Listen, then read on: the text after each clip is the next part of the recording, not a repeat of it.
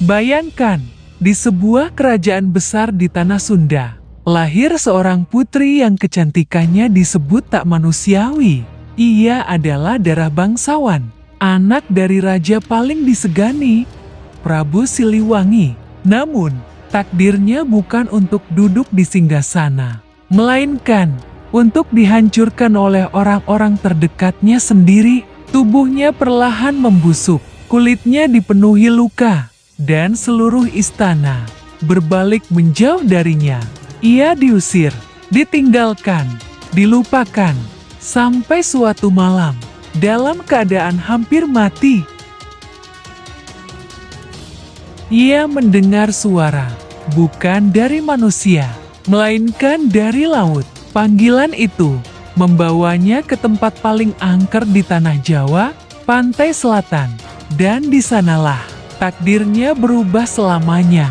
Dari seorang putri yang dibuang, menjadi sosok yang ditakuti oleh ombak, angin, bahkan para raja. Namanya Nyi Roro Kidul, penguasa Laut Selatan. Di balik megahnya kerajaan Pajajaran, tersimpan kisah yang tak pernah benar-benar diceritakan di buku sejarah. Sebuah kisah yang tidak hanya berbicara tentang kekuasaan, tetapi juga tentang pengkhianatan dan takdir yang dipaksa berubah oleh rasa iri. Banyak orang mengenal Nyi Roro Kidul sebagai penguasa Laut Selatan, sosok mistis yang namanya masih hidup hingga hari ini. Namun sedikit yang tahu bahwa sebelum menjadi legenda, ia pernah menjadi manusia. Seorang putri, seorang anak dari raja besar, Prabu Siliwangi. Dan seperti semua kisah besar lainnya, cerita ini tidak dimulai dari kekuatan, melainkan dari luka, dari pengkhianatan yang datang bukan dari musuh, melainkan dari dalam istana sendiri. Dari sebuah kutukan yang mengubah takdir seorang putri menjadi legenda paling misterius di Nusantara. Di puncak kejayaannya, kerajaan Pajajaran bukan sekadar kerajaan. Ia adalah simbol kekuatan terakhir di tanah Sunda. Makmur, kuat, disegani, dipimpin oleh sosok yang namanya melegenda, Prabu Siliwangi. Namun, semakin tinggi sebuah tahta, semakin dalam pula bayangan yang mengikutinya. Di balik tembok istana yang megah, berlangsung perang yang tak terlihat. Bukan perang pedang, melainkan perang ambisi. Para bangsawan saling tersenyap dalam senyum. Para permaisuri menyimpan racun di balik kata-kata lembut. Dan para pewaris tahta tumbuh dalam bayang-bayang pengkhianatan. Karena di Pajajaran, tahta bukan diwariskan, tahta diperebutkan. Setiap anak raja bukan hanya membawa darah bangsawan, tetapi juga ancaman bagi yang lain. Dan di antara semua itu, muncul satu nama yang perlahan menjadi pusat perhatian istana. Seorang putri, cantik, dicintai rakyat, dan terlalu sempurna untuk diabaikan. Bisik-bisik mulai menyebar bahwa dialah yang akan menggantikan sang raja. Namun di dunia kekuasaan, harapan bagi satu orang adalah ancaman bagi yang lain. Dan dari situlah benih pengkhianatan mulai tumbuh, diam-diam, mematikan, tak terhindarkan. Di tengah kemegahan kerajaan Pajajaran, hidup seorang putri yang seolah ditakdirkan untuk menjadi cahaya kerajaan. Namanya Dewi Kadita, putri dari Prabu Siliwangi. Darah bangsawan mengalir dalam dirinya. Namun yang membuatnya dicintai bukan hanya garis keturunan, melainkan hatinya. Ia lembut kepada rakyat, menghormati para tetua, dan tak pernah memandang rendah siapapun. Rakyat mencintainya, istana memujinya, dan perlahan harapan itu tumbuh bahwa suatu hari nanti dialah yang akan menggantikan sang raja. Namun, takdir yang terlalu terang seringkali mengundang bayangan yang paling gelap. Di balik pujian, ada mata yang mengawasi dengan iri. Di balik senyuman, tersimpan niat yang perlahan membusuk. Seorang permaisuri melihat Dewi Kadita bukan sebagai putri, tetapi sebagai ancaman. Ancaman bagi darah dagingnya sendiri. Dan sejak saat itu, segala sesuatu mulai berubah. Perlahan, hampir tak terasa. Tatapan hangat berubah dingin. Bisikan mulai terdengar di lorong-lorong istana.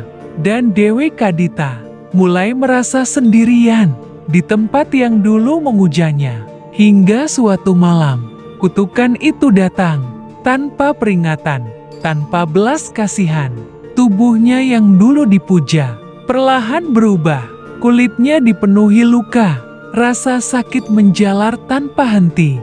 Dan yang paling menyakitkan, bukanlah kutukan itu sendiri, melainkan cara semua orang memandangnya setelahnya. Dan sang ayah, Prabu Siliwangi, hanya bisa terdiam di antara cinta dan tekanan istana. Hingga akhirnya, keputusan itu diambil. Keputusan yang menghancurkan segalanya. Dewi Kadita, putri yang pernah menjadi harapan Pajajaran, diusir, bukan sebagai bangsawan, bukan sebagai pewaris tahta, tetapi sebagai kutukan hidup. Dan pada malam itu, untuk pertama kalinya, seorang putri berjalan keluar dari istana, tanpa mahkota, tanpa nama, dan tanpa tempat untuk pulang. Apa yang terjadi pada Dewi Kadita bukan sekadar kutukan, itu adalah rencana. Rencana yang disusun rapi oleh mereka yang takut kehilangan kekuasaan. Di dalam istana kerajaan Pajajaran, kebenaran bukan lagi hal yang penting. Yang penting, siapa yang berkuasa. Permaisuri yang iri tak hanya ingin menjatuhkan Dewi Kadita, ia ingin menghapusnya dari sejarah. Tabib istana dipanggil, namun bukan untuk menyembuhkan, melainkan untuk memastikan bahwa penyakit itu tak akan pernah sembuh.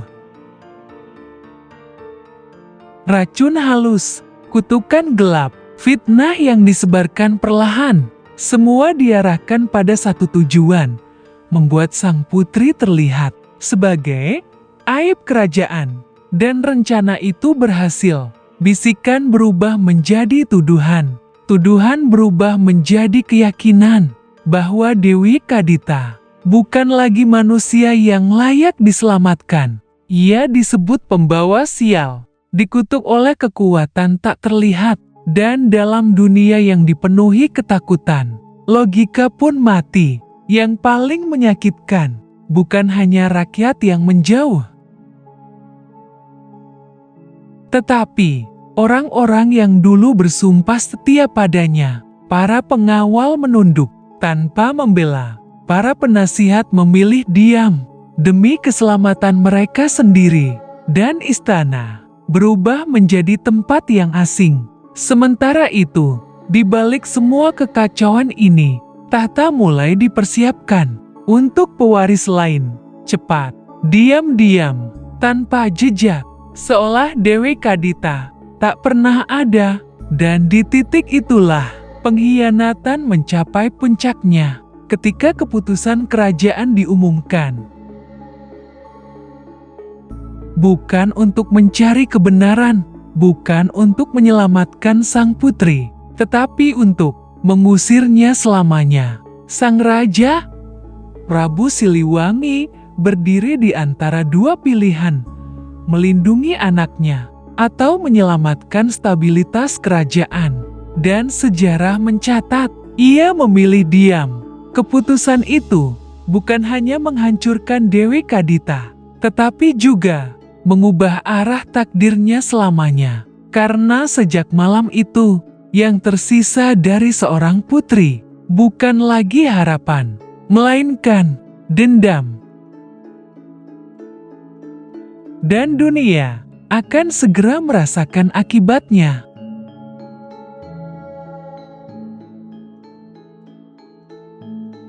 Malam itu, langit seperti ikut berduka.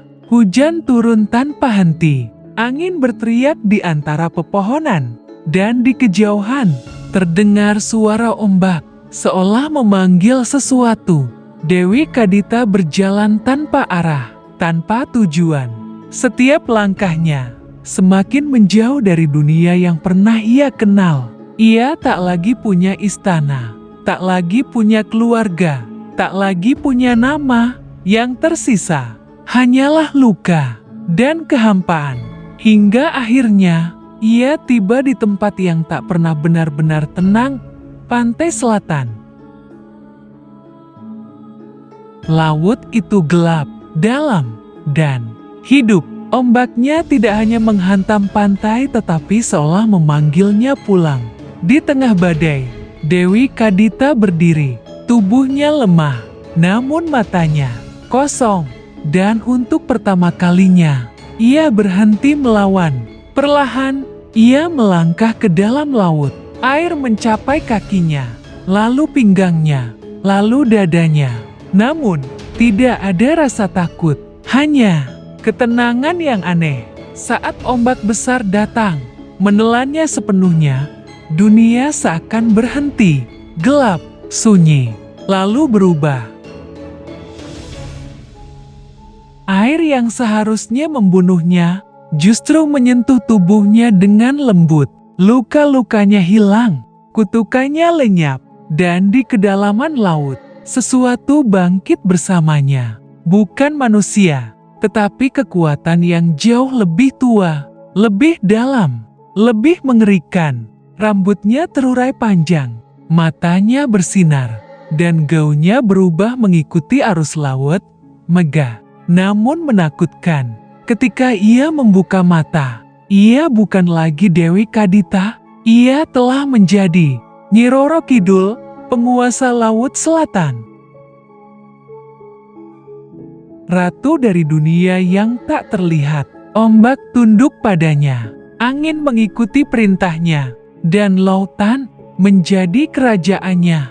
Dari seorang putri yang dibuang, lahirlah sosok yang bahkan para raja tak berani menantangnya. Karena malam itu bukan hanya seorang wanita yang berubah, tetapi sebuah legenda telah lahir. Kisah tentang Nyi Roro Kidul telah hidup selama ratusan tahun, diceritakan dari generasi ke generasi, dipercaya, ditakuti, sekaligus dihormati. Namun pertanyaannya adalah, apakah ini benar-benar sejarah atau hanya legenda yang diperindah oleh waktu? Secara historis, tidak ada catatan resmi dari kerajaan Pajajaran yang menyebutkan bahwa Prabu Siliwangi memiliki anak yang berubah menjadi penguasa laut. Nama Dewi Kadita sendiri lebih banyak muncul dalam cerita rakyat dibandingkan prasasti atau naskah sejarah resmi. Namun di sisi lain, sosok Nyi Roro Kidul justru sangat kuat dalam budaya Jawa dan Sunda. Bahkan, di lingkungan Keraton Jawa, terdapat kepercayaan bahwa Ratu Laut Selatan memiliki hubungan spiritual dengan para raja. Salah satu yang paling sering disebut adalah hubungannya dengan Panembahan Senopati. Konon, ia bukan hanya sekadar legenda laut, tetapi juga bagian dari keseimbangan kekuasaan antara dunia manusia dan dunia gaib. Lalu, mana yang benar? Apakah ia benar-benar putri Pajajaran yang dikutuk dan berubah menjadi penguasa laut? Ataukah ia adalah simbol dari kekuatan alam yang kemudian dipersonifikasikan menjadi sosok ratu? Atau justru cerita ini sengaja diciptakan untuk memperkuat legitimasi kekuasaan raja-raja Jawa? Karena dalam sejarah, menghubungkan diri dengan kekuatan gaib bukanlah hal yang aneh. Itu adalah cara untuk menunjukkan bahwa kekuasaan mereka bukan hanya berasal dari manusia, tetapi juga dari sesuatu yang lebih besar. Dan disitulah batas antara sejarah dan legenda menjadi kabur. Yang tersisa hanyalah satu hal, sebuah kisah yang mungkin tidak sepenuhnya nyata, tetapi terlalu kuat untuk dianggap sekadar cerita. Sejak saat itu, nama Nyi Roro Kidul tidak pernah benar-benar hilang. Ia tidak hanya hidup dalam cerita, tetapi juga dalam kepercayaan.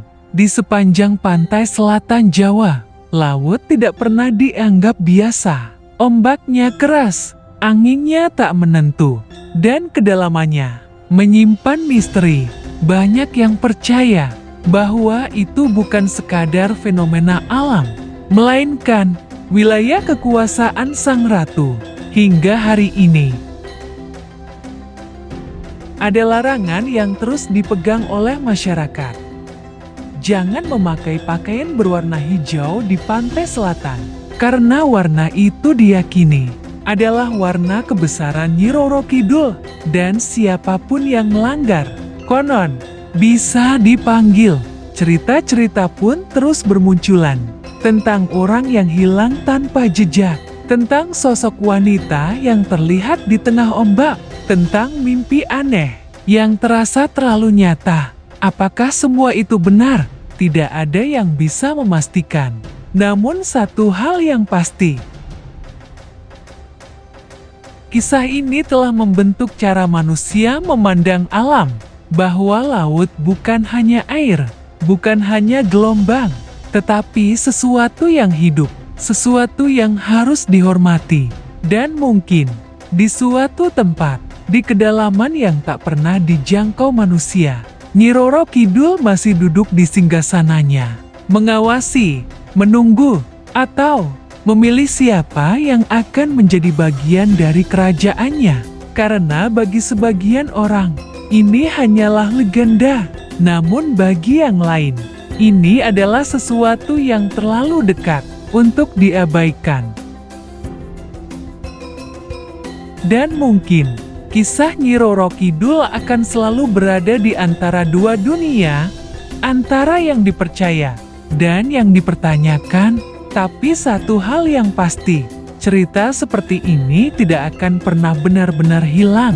Karena semakin kita mencoba melupakannya, semakin ia kembali dalam bentuk yang berbeda. Mungkin lewat cerita atau lewat pengalaman. Dan kalau kamu merasa kisah seperti ini punya sesuatu yang lebih dalam dari sekadar legenda, kamu bisa tetap di sini. Karena masih banyak cerita Nusantara lain yang belum sepenuhnya terungkap. Dan siapa tahu, cerita berikutnya justru akan membuatmu melihat dunia dengan cara yang berbeda.